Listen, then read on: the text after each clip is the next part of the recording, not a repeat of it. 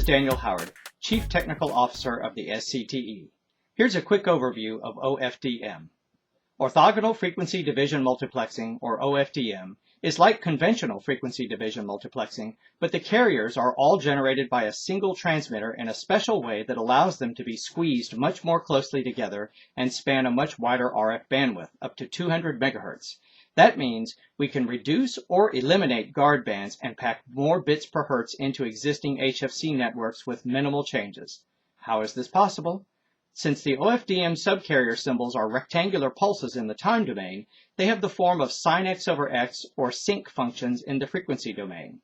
If we line up the sync functions just right, the 0 points of other subcarriers line up at the peak of a given subcarrier, which is what makes them orthogonal and therefore non-interfering with each other.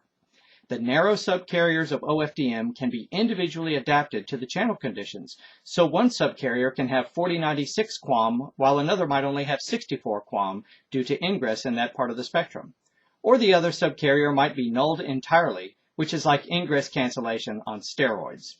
Also, since the OFDM symbols are much longer in the time domain, channel equalization is much easier. Microreflections are less of a challenge, and heavy upstream impulse and/or burst noise can be easily mitigated by forward error correction technologies.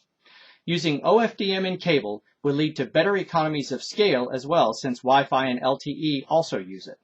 With OFDM and DOCSIS 3.1, cable operators will be on the path to achieving 5 gigabit per second service in the downstream, and with a slight expansion of the upper RF frequency of HFC plants, 10 gigabit per second service is achievable on the downstream and 1 gigabit per second on the upstream, thereby ensuring cable networks keep up with customer demand for ever more increasing internet speeds and services delivered by cable. Thank you. Thank you for watching this tech tip on orthogonal frequency division multiplexing. For the complete presentation, visit www.scte.org/live-learning. This topic also relates to SCT's Broadband Distribution Specialist certification and BDS training course. Visit these websites to learn more.